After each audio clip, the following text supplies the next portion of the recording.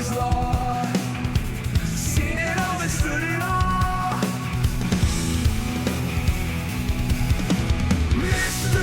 Referee, you control the show. Mr. Referee, you make the moments flow.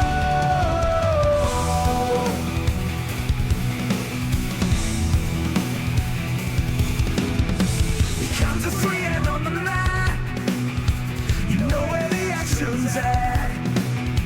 You're keeping eyes on every move. It's your word, the restless proof. In the spotlight you remain, fighting through the roar and pain. He's the one in charge, you see. No one doubts the referee. Raise a hand, call a win. Hello, welcome back to the Whole Reffin' Show. Your host, Jamie Tucker, and my lovely and beautiful co-host. Hey, it's Julia here. How are y'all? How's your week? My week? How's Well, it going? it's going. It's Monday. It is a Monday. We're hitting up another Monday. I believe the last time we was on here was on a Monday, Yes. if I remember correctly. I don't know. It was a good weekend. It was. Yeah, Except the Washington Commanders did not make it to the Super Bowl. they didn't, and Sad. yeah, it's okay. Same old. It is kind of fun, Same old. being that I'm not a diehard Commanders fan. Yeah. It's kind of fun to tell everybody that is the birds are flying free today. I was rooting for them though. Yeah, I was hoping they'd beat Yeah. the Eagles, but it's kind of Yeah. fun to pick at the Commander fans that I know. So Oh. and I have been. Asked them how that very close of a game was going for them. That's real funny. It was really sad. Was it like 102-4? It was pretty rough scoring there, yeah. Oh. But yeah, and the Bills lost to the Chiefs. Boom. Going for the Bills. Yeah. I was in high hopes of a 1991 repeat, as everyone has been calling it, of the Super Bowl with the Bills and the Redskins. Yes, Oh. I said Redskins. That was 1991? Yes. So it wasn't the 80s. I don't know what number Super Bowl it was because I don't know what number we're going into. It's 59. Is it? Okay. Could be wrong. Okay. I mean, I don't know. I think it's 59. Yeah. And we're way up there high on WrestleManias now, too. It's crazy numbers What's now. that, 59? Yeah. No, it's not 59. What is it? Shit. Really don't know about that 60? either, right off the top of my head. No. 35. Maybe 40. Maybe 40, 41, something like that. So old as you. Okay. Yeah. Well, 1985 was the first one. So that tells you the math. Oh. So a little younger than me. Oh my God. I was in kindergarten. Yeah. Okay. It's about 7 years off my age. So you're looking at, I'm getting ready to turn 47. So 40. So 40. I was right. 40. Yeah. Well, it is 2025, you dumbass. Hey, give me a break. I'm happy to be back. Yes, Topic, good. it's story time this week. We're going on this episode. Later in the week, we're doing the question episode, letting the questions gather up, simmer, and get there, and have that email out. hopefully quite a few by Yeah. by then. Maybe at the Thursday-ish, get another episode in just questions. Today we will talk about and this is the reason this topic was being brought up. I know we talked last time. I said something about, since we had that last question about Jim Herd and Vince Russo, was the question about who did more damage for WCW or whatnot. And I said, you know what? Let's do an episode about WCW. I'm sure you remember that as well. Yeah. But as you know, we changed our thought, and we're going with an episode about TNA and talking about some of the times and my dealings with them. Mm-hmm. And the reason I changed my way of thought and switching it over to TNA this week is I was actually having a conversation with Mike, just talking about wrestling and the current stuff going on, and he was talking about how good TNA was right now because he's been watching it. Okay. This is Mike Orange? Yes, Mike Orange. Okay. And he loves the product right now currently, and he's always been a big TNA fan as well. Okay. So we were talking about it, and just I was like, well, we're going to do. He's asked, well, what's up with the podcast? I'm like, well, we're doing one tonight probably, and he's like, well, what exactly are you guys going to talk about? Do you know yet? And I'm like, yeah. I said we're going to go with the WCW talk, and he goes, telling me that it'd be nice to hear a TNA one. So Okay. we're going with TNA. All right. So yeah, TNA is what we're talking about. So what do we got going on here with our sponsors? Or let's give some information Yes, out. so our sponsor that's been with us since the start is Cowboy Revolution. You can go to Google Cowboy Revolution, or it's cowboyrevolution.com, and check out their merchandise. They have t-shirts, sweatshirts, hats, have really cool things. And at checkout, if you use our code JAMIET123, that's JAMIET 123, you'll receive 15% off your purchase, which is a great deal. Awesome. Yeah. There you go. Awesome. We got Awesome. really cool things. Yes. So let's move along and talk about some total nonstop action. What's that? TNA. Yeah. I That's saw your face when you that's said what it. it stands for? Okay. Yeah. It's not tits and ass. All right. So we go talk about TNA. So I'm gonna bring up some stuff here I was thinking about today, because once that was brought up, I was like, you know what, I could do this real easy, because as soon as you start talking about anything, 9 times out of 10, something's gonna pop in my head, and I'm gonna be able to talk about it pretty freaking easy. Right. If I need any help with it, of course, there is the internet for that, and there's also information that I kept over the years I go back to at time for sources and such. Right. So, but since Mike was watching recently, he was watching some of the old TNA from 2002, 2003. Oh, wow, that's way back. Yeah, back when they first started. They started in June of 2002. So that'd be at the Nashville Fairgrounds? That is the Asylum, is what TNA was calling it. Okay. And but it was at the Nashville Sports Arena at the fairgrounds, a place that I frequent a lot. Yes. In 1999 to 2001 and all them years, Yeah. But anyway, so moving along, something that I've really not talked about on here, but in July of 2002, I actually, and now a lot of people may not, we talked about it before, right? We lived out in Nashville. Me and you lived in Nashville. Yes. In 2001, we lived there for several months. It seems like, I think we lived there 6 months. Several months. It was like 6 months. Half a year. Well, anyway, we lived there. I was working in the office for Bert, and we all talked about how the office job for Bert didn't last long. He sold the company. Right. But then he bought it back a little later, was running shows, and was trying to book me back. And I actually, at the time, I was a little burned out, because WCW earlier in March of 2001, everybody knows the demise of that and how it went down with going to WWE and all that. Right. So after that, and then the thing with Bert didn't work out, I was a little burned out mentally. It's a lot, yeah. Yeah, I need to break from the business a little. So we didn't stay in Nashville. We moved back to the Carolinas, where we met each other, and Charlotte and all that. And but anyway, so I was told that a company was not in the company. How was it phrased again? It was phrased, something big's going to happen next year, and you should stick around and come back and work for him and all this stuff. And but the whole truth of it is, in the pro wrestling business, you're always fed liners from people of, hey, this.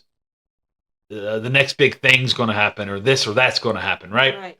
And I knew Bert, and I had a few years of dealings with him by this point, but I wasn't 100% like, hey, gung ho, I'm going to do this, right? And like I was saying, I wasn't 100% on board on staying around, and going back working for Burt because he actually changed the name of the company again. It's like his third name. He had Music City Wrestling before I went out there working for him in '99. Then he changed it to NWA Worldwide, and then it was USA Championship Wrestling this in 2001. Remember, Right. and then this was going to be called MCW, but it wasn't Music City. It was Oh goodness. Mid something wrestling, Mid Continental. I can't remember. I really can't. So I was just like, no. And then we have already made. No. Basically, in a nutshell, to make it simple. Yeah. That's the way it was. And then I basically said, we're probably going to move back home. And but in our defense, in my defense, is and whatever. 23 years old. Yeah. Me. You're 22. We're not kids, but we're young adults. But we've been through so much in that year It was that a hard year.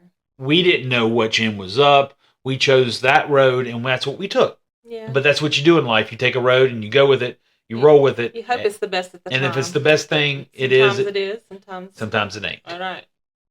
So long story short, what he was talking about was TNA. And I probably spoke about this before many episodes ago now.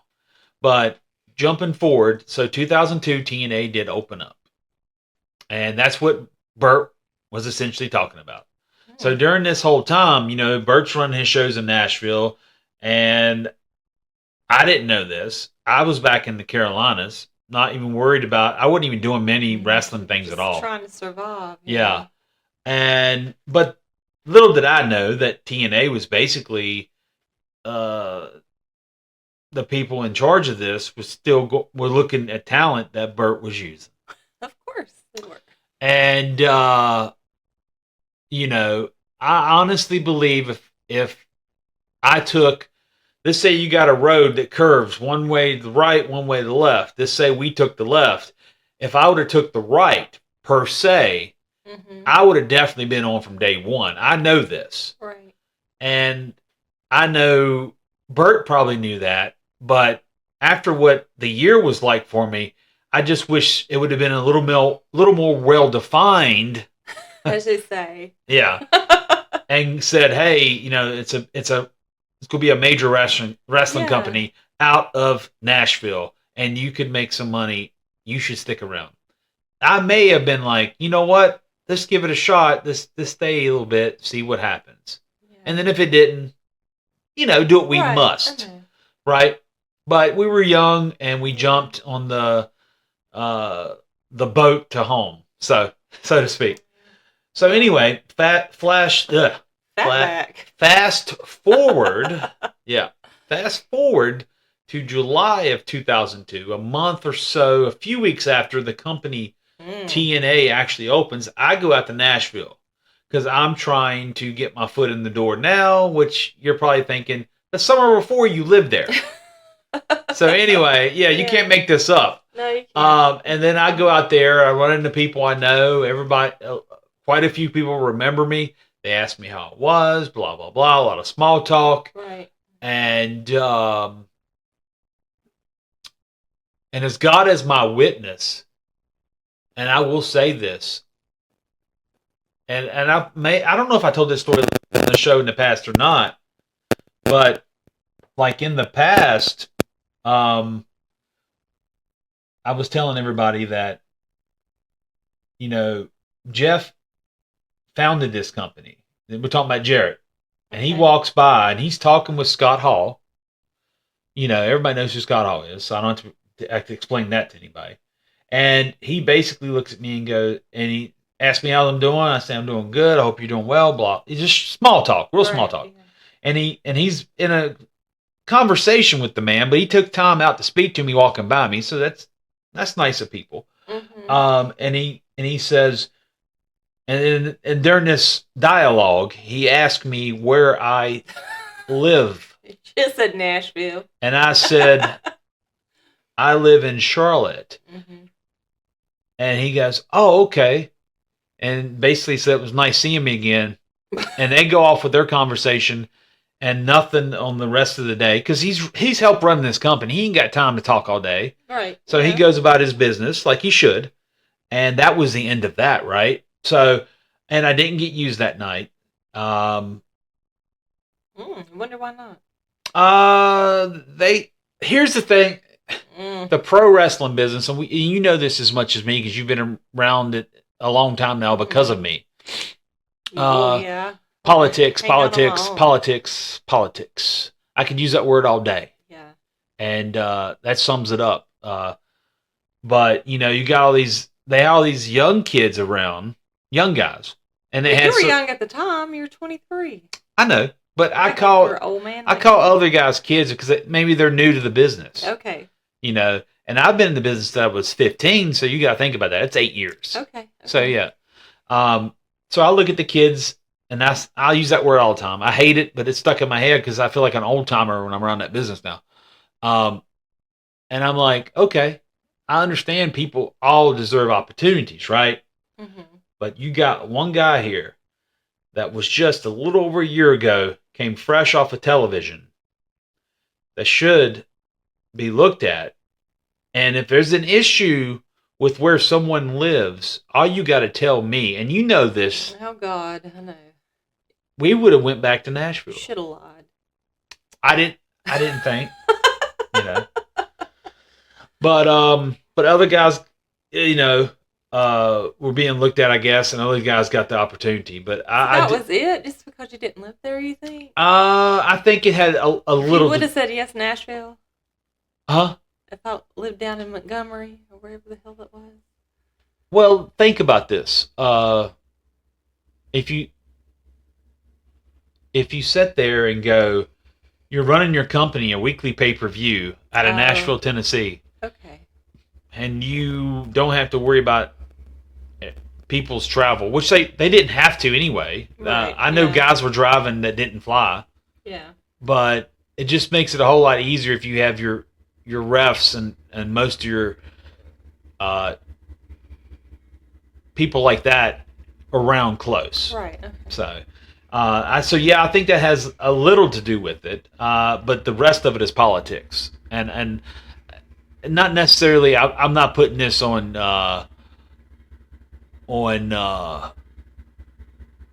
Jeff at all. I don't think he thought, oh, you know, let's make sure we don't give this guy any opportunities. I just think that he had other people in line to take care of these talent situations for him, and they were doing what they wanted for who they wanted. Does that make sense? But you were there, even though you didn't live there. True. Yeah. But, you know, I lived there, and it was probably maybe it was wildly known that I lived there for a while, and then find out that, oh, he don't live here no more. You know, maybe it was like, oh, okay. Yeah. So I really don't know the whole situation, but maybe they had everybody lined up in place because they did start the month of June already, and they already had their refs involved, and they didn't want to deal with this. And if I was local, they was going to be like, okay, we'll deal with this. Yeah. But being that he's not, we won't deal with this. But if you're a local, you'd have been there. You'd think I'd be there. Yeah. So. But I would have been on Bert shows months before, and I'd probably have been offered something. Say bullshit. Okay. Well, I'm just saying the possibilities we can go with. Yes. I don't know the true facts. If I did, I would speak them. Right. But I do believe that there was other people that took care of bookings, and I won't mention names today. You should. That probably looked out for other people. So, well, that's another story in itself. Okay. But we move along to 2003. Okay. I started going down to. I went with David Flair a couple times. David actually drove. I don't know if you remember that. David actually drove from Charlotte to Nashville for his bookings weekly. Okay. Yeah. So I went with David a couple times. I actually got used on some Explosion tapings, and I got used one Wednesday. I think they take them on Wednesdays. I want to say Wednesday night. It was Wednesday or Tuesday. I cannot friggin' remember this to save my life now. I don't have a clue. But the weekly pay-per-views were done during the week on a Tuesday or Wednesday. And I honestly want to say I did a run-in on one of the pay-per-views and it was a Dusty Rhodes segment where Dusty was having issues. I think he was doing a program with David, and I did a little run in with the other refs, but I didn't referee an actual match on the pay per view. Okay. But I did do that, and I did the Explosion tapings. That got shown in Nashville and other markets that got the syndication at the time. So I did that. Trying to fill in some gaps here. Let's take a look. I took a few notes earlier because I was just sitting down earlier today thinking about this. 2000 and let's see here. I think 2008. Yeah, 2008. Remember 2008? I do. I signed with the WWE. Was Yes. going to. We thought we were going to Louisville. We ended up in Tampa. No, we did go to Louisville. Well, yeah, but the developmental. Uh-huh. Yeah. Uh-huh. Long story with that, though. Moved our whole Right. That's whole family, 4 cats, Yeah, 4 everybody cats. Yeah. to Louisville, Kentucky Yep. WWE. in the middle of February. Yep. Excuse me, into January. But that right about now. Well, this just all we can say about that is the Right about two this time. dipshits that did not know how to communicate with people correctly. Was John Laurinaitis and Mark Carano. Mark Carano was fired years ago, which was a piece of you're a piece of shit, Mark. I hope you hear it. Ooh. And then John Laurinaitis, Bigger piece of shit. that had his head up his ass his whole life probably. I don't understand how anyone would trust him to run anything. But anyway, that's my personal opinion. Mm-hmm. If you like Johnny, I'm sorry. No, I'm not. I really don't give a fuck. I just don't care for the guy. I think he knew how to manipulate his way into getting a high position. And he was full of shit. And I have nothing good to say about him, and I won't. Maybe you can go to jail soon. But Mark Carano, you scumbag. You could not communicate with people right, and yeah, you fucked us, brother. when I talked about my dealings with when I went to I'll fast forward real quick and then I'll go back. When I talked about my dealings with being in WWE, because when I went into TNA, me and Earl Hebner started talking a lot. We became friends, and then Earl was like, he brought up Mark Carano. I'm like, oh yeah, and I told him about it, and he's like, he thought the same thing. Mark Carano's a big piece of shit, and he and when you hear it from so many people that these people are pieces of crap, come on, they're pieces of crap. If you hear it from more than one person, I'm not a disgruntled employee. I really ain't. Do I think that things, and we'll talk about WWE and the Florida Championship Wrestling later on down the line. My dealings with that, but I'm not. I don't hold any grudges to anybody. I just know who's a piece of shit and who's not. Is all I'm saying. And them two are definitely pieces of shit. But moving along back to TNA. After we moved away for the WWE job to Louisville, Kentucky. I get a phone call. It was a god awful 12-hour. It is. I know. We can go into that. I'm ready. You're gonna go off in a minute. All right, go ahead. But I get a phone call to come do some house shows. But I get a phone call to work TNA house shows in Kentucky, of all places, and Salem, Virginia, which is right around the corner from where we live now, Roanoke. Can't make it up. No. And then South Carolina town, right leading into their February pay-per-view. South Carolina town. It was a South Carolina town, too. So it was like Kentucky loop. It was a loop with Kentucky, Virginia, and going south down to South Carolina. That was it. So whether we lived in Charlotte or Kentucky, either one would have been a good loop for me if I was not employed by another company at the time. So, yeah. It's either all or nothing with you. And, the funny thing about that is I would have jumped on the TNA gig to begin with because you were trying for that. I was trying for that first. And then, then went for the WWE gig, and that seemed to work out better. And obviously, we know the outcome of that. Yeah. So, so that's another 2008 story. And then at one point in 2009, I believe, early 2009, if I got my, because a lot of these years jumble.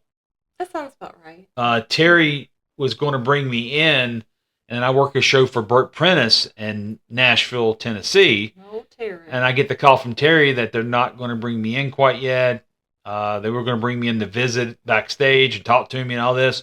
And then he tells me that they're going to hold off right now. And they did. And I was like, damn. And then I didn't know what was up with that. So I said, okay. And I told him I was in Nashville. And he's like, normal state, say hi to Bert, because everybody knew Bert. That's how I met Terry, is through Bert. So, Right. And then fast forward to June of 2009, I actually get the call to come to work for TNA. This is after my release and everything. I know I jumped forward, but we're talking about TNA, not WWE. Mm. I got released from my contract, and funny story about that is the very day they released me from my contract, I'm already contacting TNA for a job. And the only thing I get asked is, when's your non-compete up?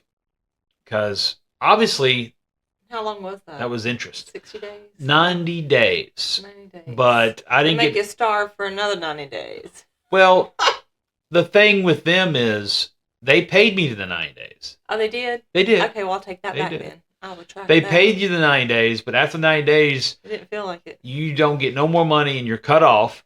Cut off. Yep. And then secondly, what in them contracts people don't realize is if they really cared enough, which they really not going to fuck with too many people. They're really not going to mess with too many people. Mm-hmm. But it says in there that you cannot work any televised, any TV for any wrestling company for 1 full year. Mm-hmm. So I didn't think they'd mess with me anyway.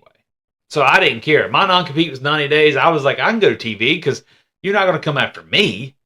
If you come after me, it would really show the pettiness of them people there. I'm surprised they didn't. And but I didn't get hired within 90 days anyway. It took a little longer. I don't know how long after for a fact. I can't give the timeline. I'm very foggy on that. But I do know I got hired by TNA. It was June of 2009. I got the call saying, hey, we're bringing you in. You start on, it was like their pay-per-view in July. That's all I remember. Okay. And then I worked TVs and pay-per-view that week and went on the road with them and all that good stuff. And that's how I started with TNA. And that's some of the timeline with TNA with what's going on there. So, yeah. I hope, let's see here. I'm jumping along here. I got some stuff. So when I went in there in 2009, you go into TNA, I didn't sign an actual, what they say, contract. Like the WWE contract tells you how many years you got. Don't mean nothing at the end of the day, but it tells you how many years it is in there and outlined, your base salary. For most guys, how their contracts work, base salary versus what you'll make on the road. I was in developmental when I first went in, so I would just got base salary. I wouldn't have got, per se, a kick up at first unless I went on the road, Right. But at TNA, it was a per night basis. You got paid if you worked. Right. And if you didn't work, you made no money. No pay. So you better hope you were on the shows. The good thing about me is they brought me in as a TV ref and not really the house shows at first, but I got to go in the house show loop the first week. But, 7 days of pay and it was in an 8-day period. I worked 7 days. So I had 1 day off in between. I went home for 1 day between TV and the road and went back on the road. So I remember that week very well because it was Orlando for the first few days of TV. Then we went out to Arkansas, worked some stuff in Arkansas and down in Memphis, I believe. And it was some other town. I can't think of the last town, but we flew back out of Memphis to go home. Okay. I do remember that. Flew into Little Rock and flew back out of Memphis to come home. So I do remember it started in Little Rock and ended in Memphis. But I was having a blast. I was actually having a lot of fun already with them, and I kind of felt more like home working for them at that time than being ever employed by the WWE. Okay. Yeah, Why is that? You think? I don't know. Um, I was I went in. I was having a good time because everybody accepted me Yeah. at TV. My first day, even I was talking to Mick Foley. Me and him was talking like we known each other forever. But I heard that he's that way with everybody. So he's he's a really nice dude. Right. Taz was really cool going in the door. I saw guys I already worked with before that welcomed me into the company. Yeah, that's good. And management there was like, Taylor and Bob Ryder. Was really cool. He worked at WCW back in the day. It was cool to see Bob Ryder. And we'll bring up Bob a little later down the road here shortly when TV a few years later, when I go back to TNA, Bob's the one that brought me back then because Terry's not there no more. Terry's working with the WWE by then in Orlando, helping them train the talent down in NXT. So we'll bring up Bob a little later down the road. But going in the door, at TNA, it just seemed more at home. I don't know if it's because it reminded me a little bit more of a WCW type, and I hate to compare it to it because it was different. It was still different though, right? Because the eras changed. The guys, the ring was 6-sided. That was different. Their approach to TV was different. It just felt really a little bit more relaxed, and people can say what they want. Oh, that ain't how business should be. But you shouldn't be walking on eggshells, feeling like, oh God, I'm going to do something wrong here today, right? I think WWE they did then. I can't speak for today because I haven't been there in years. They did then, I believe, wanted guys to feel like you may be on eggshells, and I could be wrong about that. Maybe it was just my interpretation, because we all interpret things differently. Right, perception's different. Yes. But going in and they had a great group of guys. Jim Cornette was still there. You had Russo and Cornette working together, which is amazingly odd. I never saw him get in arguments, but I know Cornette hates Russo's guts, and I don't think Russo likes him back that much either, from what I understand. It's wildly known. But you had road agents like Dutch Mantel, all that knowledge from the territories, and Savio Vega. BG James was one of my first agents in the door, which he was a delight, very delightful to work with. Very sweet guy, very nice guy. His whole friggin' family was always cool to me, the Armstrongs. So, but he was no different than the father and his brothers and all that. No different. So just like I said, going in the door and working with these people and just being happy to work again was.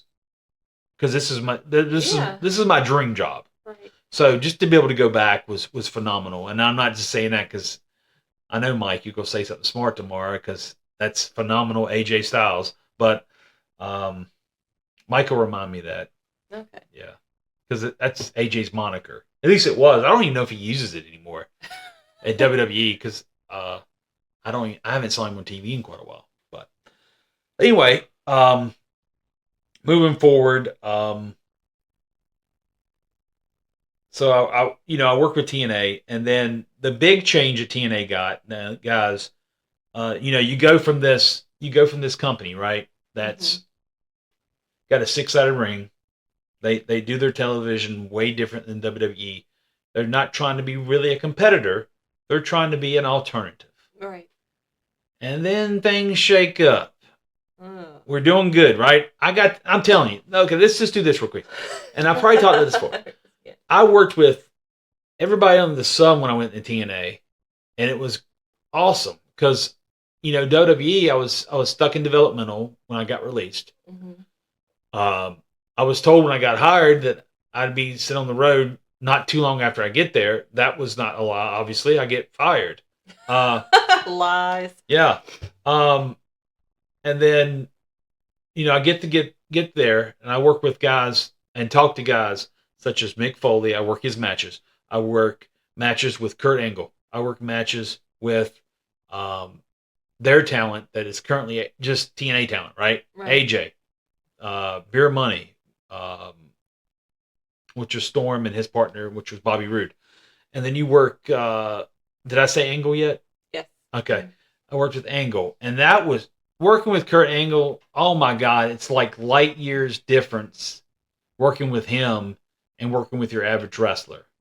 You know, and if you ever hear him talk about the business now, he said he came in not respecting the business because he came in through a family that was collegiate wrestlers and that kind of style.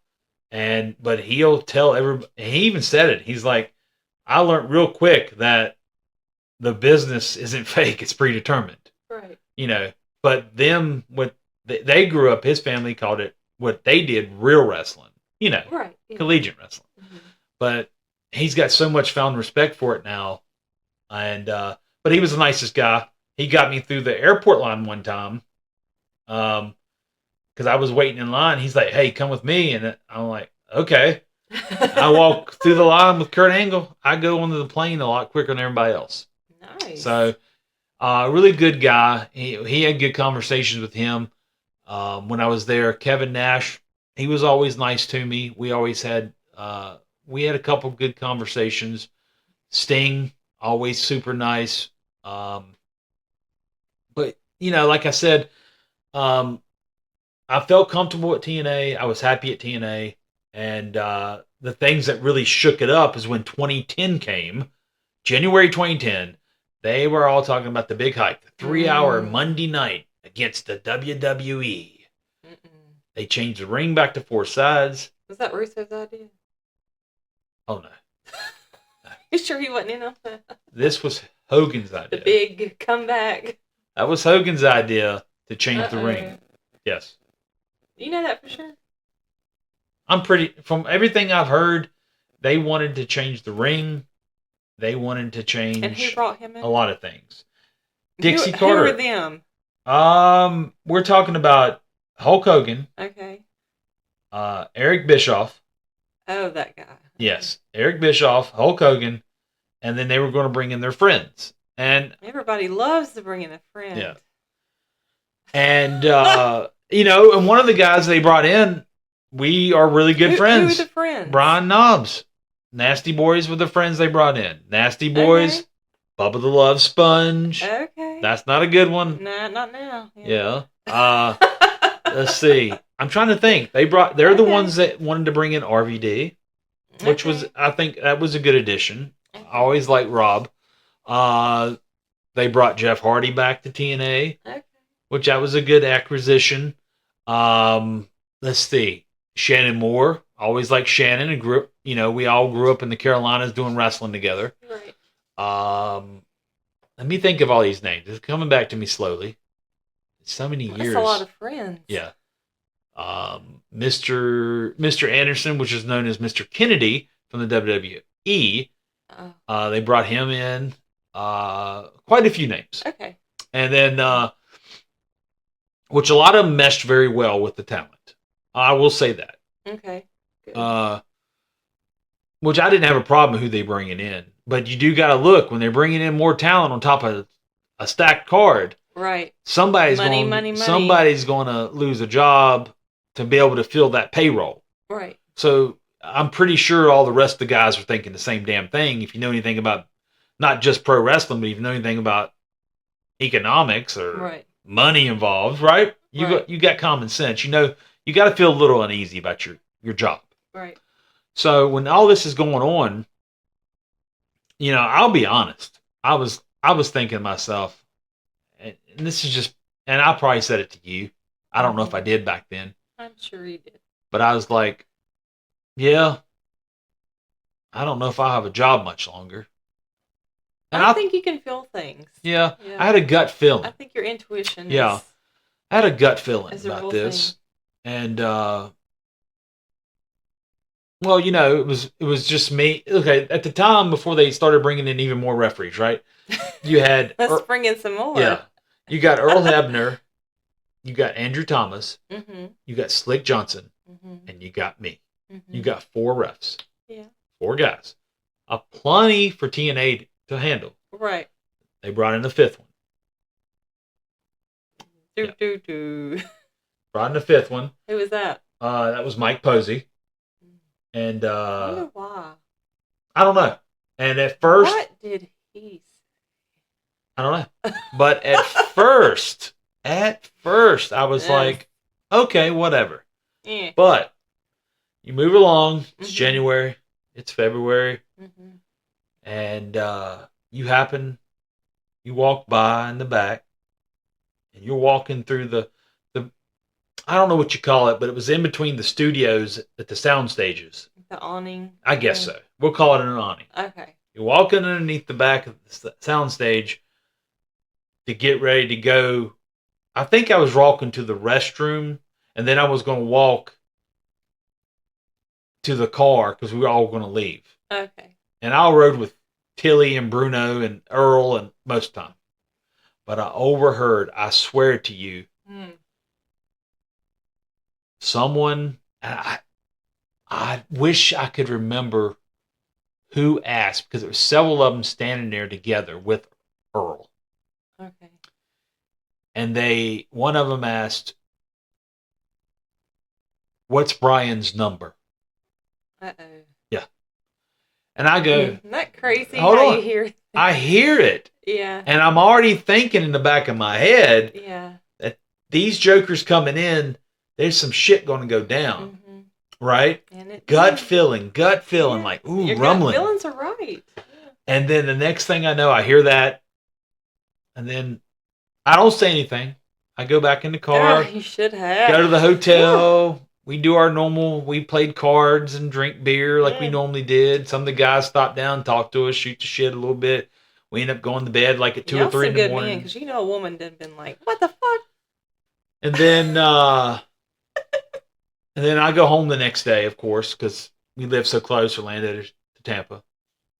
Mm-hmm. I didn't think much more of it that time.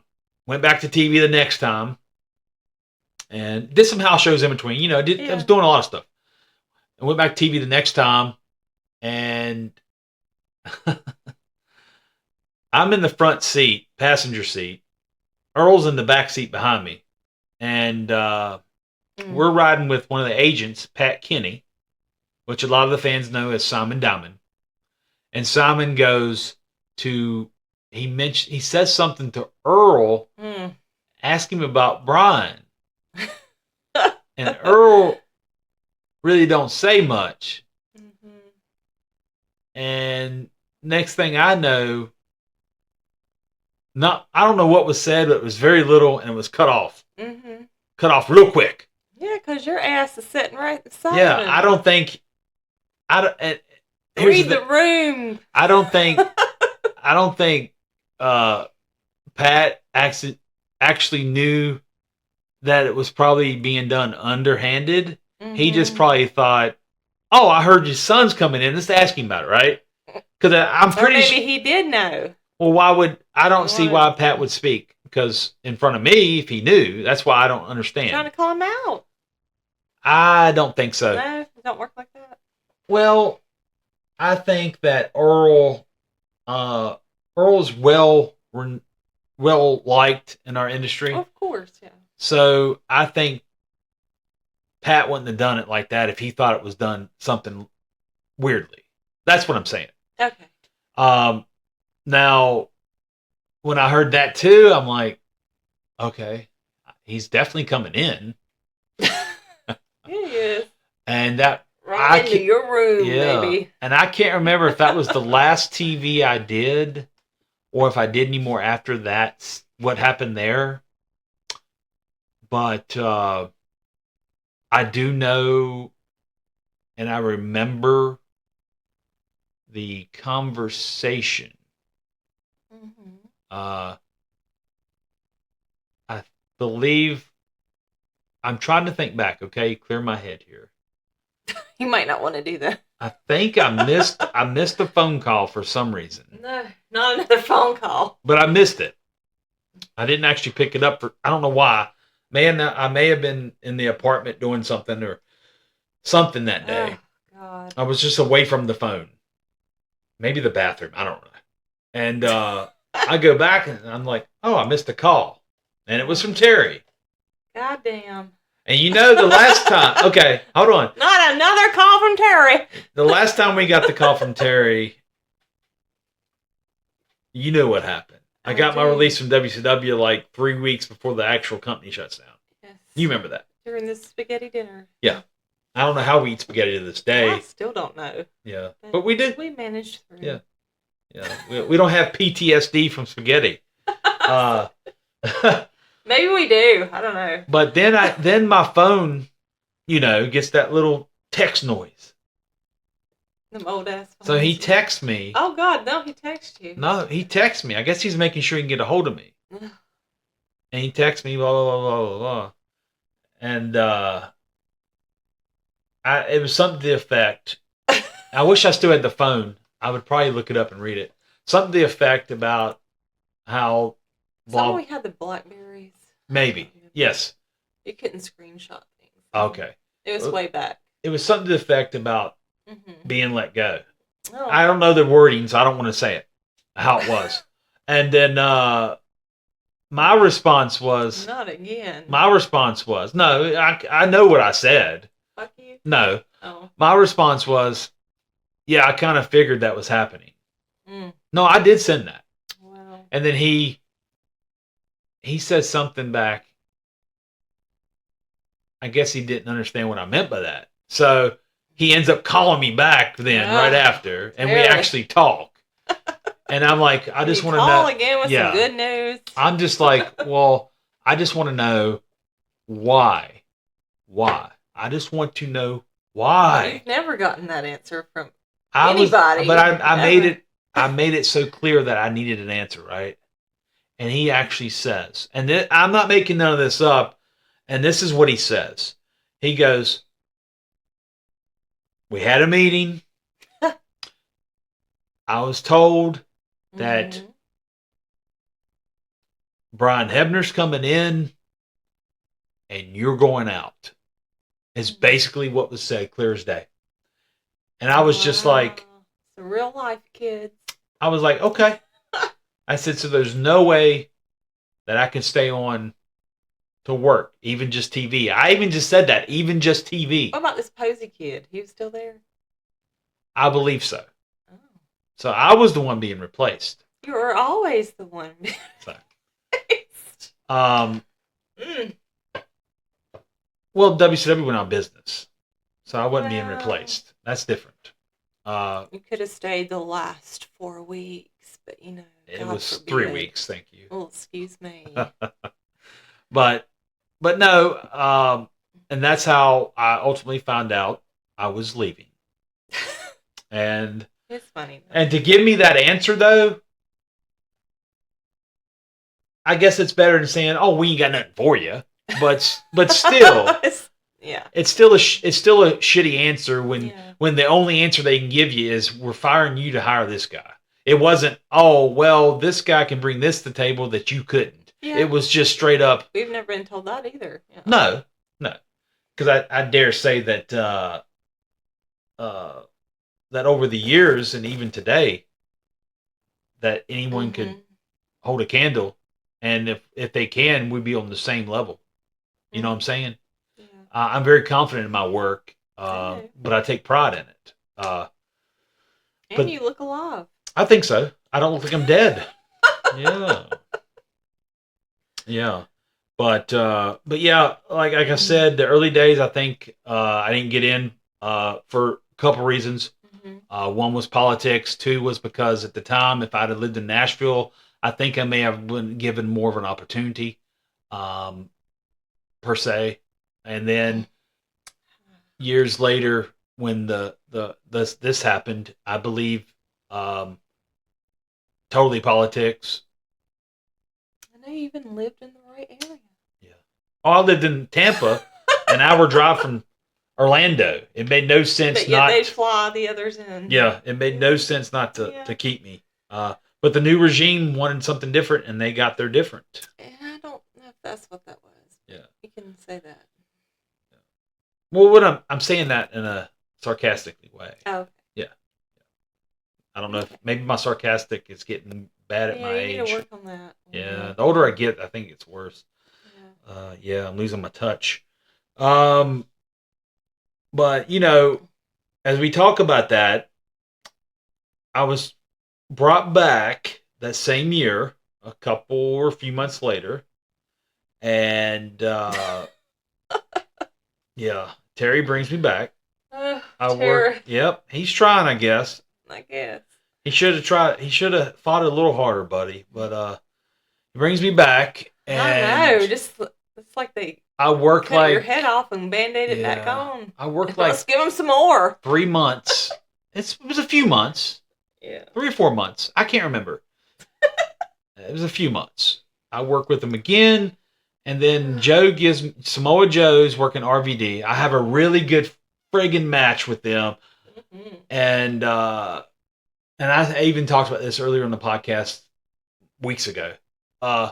Raven actually says, and Raven's, like I told everybody, he sounds super intelligent when he talks to you. And he spoke my whole name when he talks to me. It's like, Jamie Tucker did a really good job. But he meant it. So I was like, thank you. And, but I refereed that. And even Earl's like, well, I don't think anyone's ever said you did a bad job. I don't think so, but it feels good when they tell you. Well, of course, yeah. Everybody loves.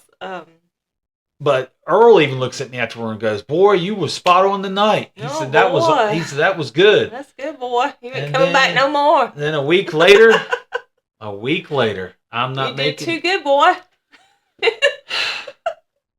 I didn't get my emails that I normally get about coming to work, so I emailed Terry. Oh my God, they just cut you all the way off. He's like, "Well, Jamie, right now, blah blah blah blah blah blah." So basically, in a nutshell, instead of going through trying to remember what the email actually said, it was just, we're not going to utilize your services going forward. Cutting back on probably cost, but you brought me back for several months. But what cost? I mean, like you were making millions of dollars. No, you were not. It kind of, I make jokes about it when the way I went out that time because Samoa Joe gives me the muscle buster, bam, and then the announcer's like, "Oh, he's got to broke his neck. He broke his neck." No, I didn't break my neck. I lost my fucking job. So, anyway, I'm glad you didn't break your neck. No, Joe took care of me. He actually showed me the actual move earlier in the day, how he was gonna put me on the ropes, how he was gonna do it. He picked me up, actually walked around with me in the air for a minute, and I didn't feel unsafe being in there with him. He's one of the ones that I didn't feel unsafe working with. That's good. I think, and Joe, and one thing about Joe, he always treated me with respect in TNA, but I'm not going to say anybody didn't. But he was a good guy. He would actually sit back after a segment and go, "What'd you think about it?" and ask your opinion. And a lot of guys won't do that because they think they already. I'm not saying they don't know what they're doing, but they think they're so good they can't ask, "What do you think?" I can't improve your opinion. But Joe would ask for opinions, and I respect that.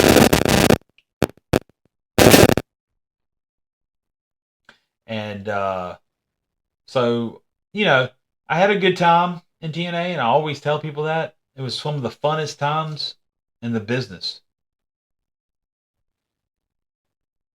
And speaking of that, moving for a second, we're going to talk about another great product that we're going to talk about on this podcast. Got another great sponsor. David Protein. Now listen, guys, if you don't know about David Protein, go to their website. But when you go to davidprotein.com/Jamie T. All capital letters, and you're going to get you. Is it David like D-A-V-I-D? Like the name David. Okay. Like if my name was David, that's how you spell it. D-A-V-I-D. Protein. Yes. I'm telling you, their protein bars are great. Mhm. The cookie batter is Cake batter. cake batter. I'm sorry. Cookie batter. I ain't got my notes about them right in front of me. I'm just going off the top They're of my really head. good. It has Chocolate chip, cookie dough, gotta try 'em. It's a quick lunch, quick snack. 28 grams of protein per protein bar. Mm-hmm. You cannot get that in a pack of tuna. You can't get that in 3 eggs. Get you the David protein bars. Get the 28 grams of protein for lunch, snack, whenever. Get them. Go to davidprotein.com/JamieT and get the product today. They were good.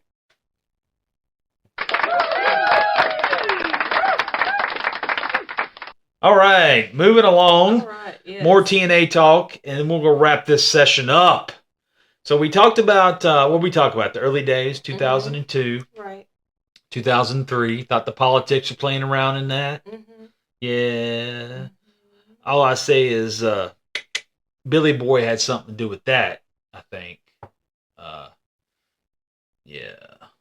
Anyway, and then 2003, same scenario. Trying to get on, just feel like I'm at a pass there that I can't figure out. So going out there with even David Flair of all people and can't get signed or looked at in a proper way. You kind of brings you down a little bit. So I kind of put them on the back burner and all that good stuff. And we talked about 2008, how that went down, 2009. Now, looking back at 2009, 2010 again, we were talking about how I got in there and how I got released, right? Right. I will say some good things about, I always said good things about Mick Foley and all that. Taz was really cool to me. They announced they had a convention type thing at one of the pay-per-views. It might have been Bound for Glory. It might have been something else. And they get to meet all the referees beforehand. Well, Earl was going out, and all at the last minute, Earl's like, they want you to come sign with me. I wasn't even on the name list to go out there. It was just Earl, because Earl's like the famous ref. Of course, yeah. And this was like 2009, by the way. We're going back a little piece. So, and it was just a cool story. And when they announce who's where out there on the convention floor, right, they'd say Earl Hebner, blah blah blah, and talk about him, and he's famous, right? And then they go, and Taz's favorite referee, Jamie Tucker, and yeah, because Taz would put me over in commentary, and he would also make jokes about me. Yeah. He'd be like, when the girls would kiss on me and stuff, he'd be like, that's the first time Jamie McGee, call him McGee, hasn't had to pay for it or something. Just make jokes. And, he was so nice about it. One week he came to me and he goes, I just want to know, does your wife get mad when I say this? And I go, no, not at all. I said, as long as I'm here working, she's happy. He's a good sport. Yes. And he just was like, well, I don't want to say anything that would, out of the way. And I'm like, no, I said, I don't care. Say whatever you want, And I meant that. I didn't care. It's a pro wrestling business. We're supposed to go out there, have funny stuff at times, have the seriousness and all that good stuff. So I had no problem with it, but that's a cool Taz story about the convention and all that. So yeah. And then I just want to tell one Bob Rotter story real quick. Okay. Because Bob passed away a few years ago with cancer. I met Bob in WCW in 2000 when I went in the office. Bob would, and another guy, I ran into him at the WrestleCade. He works with TNA still. Ross Foreman. Oh, yeah. So Ross Foreman, I'm going to tell you something. Ross Foreman and Bob Ryder both were good in WCW days. Because there was a time at WCW where the referees got their rooms paid for, and then we didn't, and then we did again. Right. So it was back and forth. And so Bob and them worked in different roles, like internet thing or something in the office for WCW. So they would let some of us stay with them in their rooms at times. So on one loop, I know Charles stayed with Bob, I stay with Ross, or vice versa. Right. Bob was always a nice, cool guy. He'd have a room with 2 beds. You'd take a full bed. You'd be good to go. Bob was a good guy. Ross, same way. Ross was a really good guy. Nice traveling up down the road with Ross. But the Bob Ryder story goes as this: in 2015, I think it's 2015. Yes, 20 or is it 16? That was 10 years ago. Yes, I'm thinking this. I'm having more trouble thinking about 10 years ago than I did 2009. It's a short-term memory. Okay, 2015. Terry Taylor's gone from TNA. Mm. I didn't know who I should contact. Right. Right. So I believe Jeff Jarrett's even gone at this point.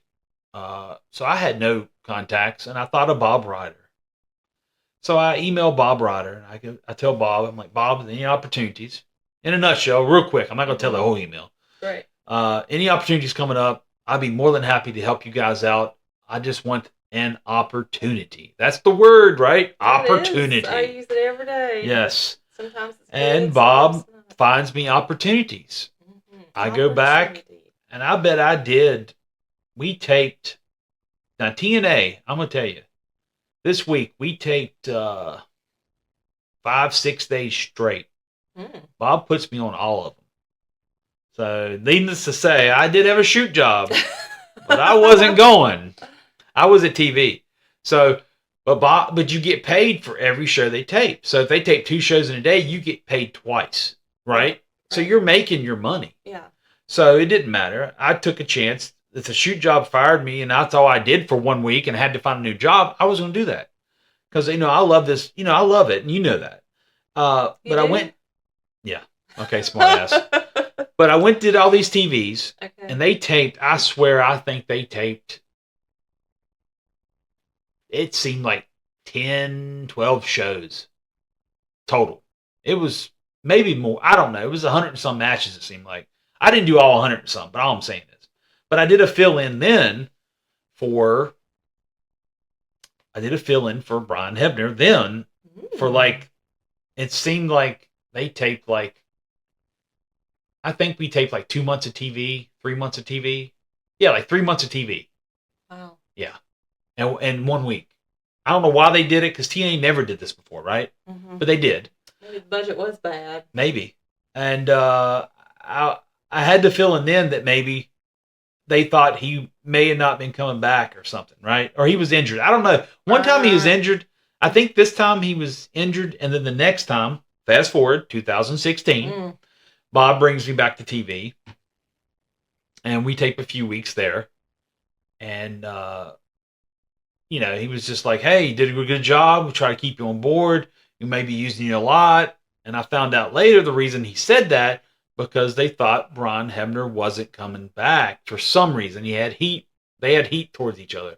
And my opinion on that was you need to find out. And if you can't rectify it, you just need to find and put a new person in place. That's what any job would do. Not let someone sit at home and think about it and come back to work. But, yeah. But the pro wrestling business, well, no shit. Never mind. Yeah, the whole world works that way. Yeah. Apparently, I figured this out. Congratulations. Congratulations. You hit the gravy train of knowing how the world works. Sorry about the audio. Oh. I think I got it back. Having a little problem with it today. Anyway, so we talk about that. The whole world is just like that, right? But I thought pro wrestling just was. But I figured out in life that it doesn't matter what. Yeah.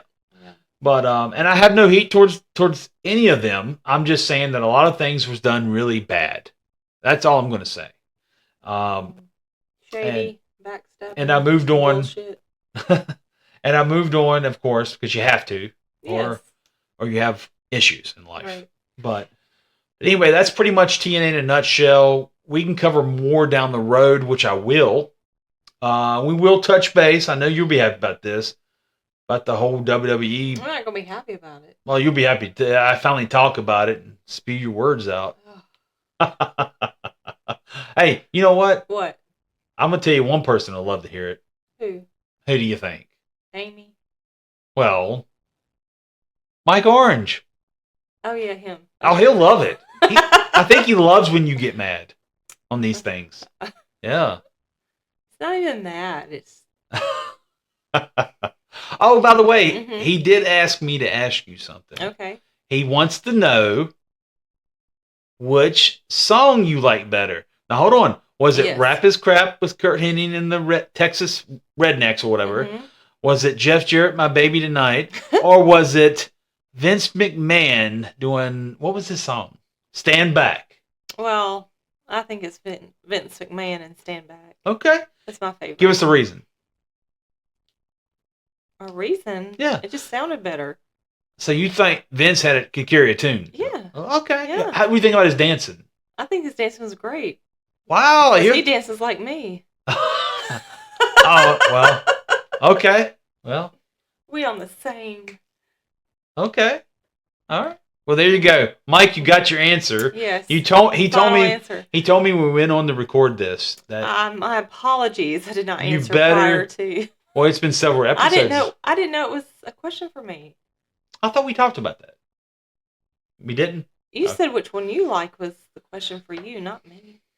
I thought I brought it up that he was worried about what your answer was. Worried about it? Yeah. Because it's been several episodes since we even talked about it. Yeah. That's my answer. There you go. Stand Back by Vince Stand McMahon. back. Did you know the Road Warriors did a rap in the AWA? I think you played that, yeah. The Road Warrior rap? I don't think Or I played was that. the other guy? We did Rap is Crap. What? Macho Man had a rap Oh, the song. Macho Man Randy Savage rap. He's got an album. That's the whole damn 12 Listen, songs. we asked Alexa to play it one day, and she plays the whole album. Like the hell is this? We keeps going on, and we're like, is it another one? I thought he just had the one that he hated Hogan in. No, No, there's he's got a 12 whole more. damn album. And whoever knew it. But you know what? He's one of the greatest wrestlers alive. But Macho, brother, Mm. I don't know about that rap. I give you kudos for doing it, Yes, of course. because I won't try it, because I know I ain't no good. Yeah, But I can't rap. I can't rap or sing. But, brother, did better than I You could. did good. Yeah. Yeah. Well, Wasn't bad. got anything else to leave them with today, or you good? I'm good. That's good to hear. Yes. Do not Stand forget. back. That's right. Stand back. Although I thought it was the other song. What song? It's like an 80s song or something. It's like, stand back. I don't know. I don't know how the tune went either. But anyway, Yes. Cowboy Revolution Apparel Company, cowboyrevolution.com. Go to checkout, 15% off with using Jamie T123. Also, David Protein. Go to davidprotein.com/Jamie T to get your 15% off on their Yes, products try it there. out. It's very Try good. the protein bars out. We look forward to hearing. I'm sorry. What? Well, See? we What? are looking forward to hearing from them. But Yes. we do need more questions sent in.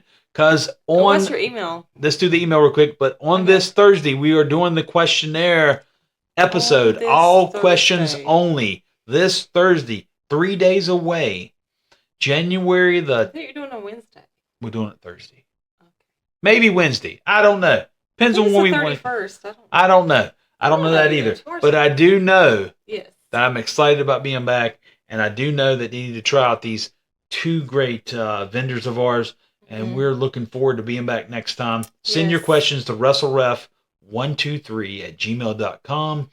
Comments as well. Yes. Recipes. I like good Yes. food.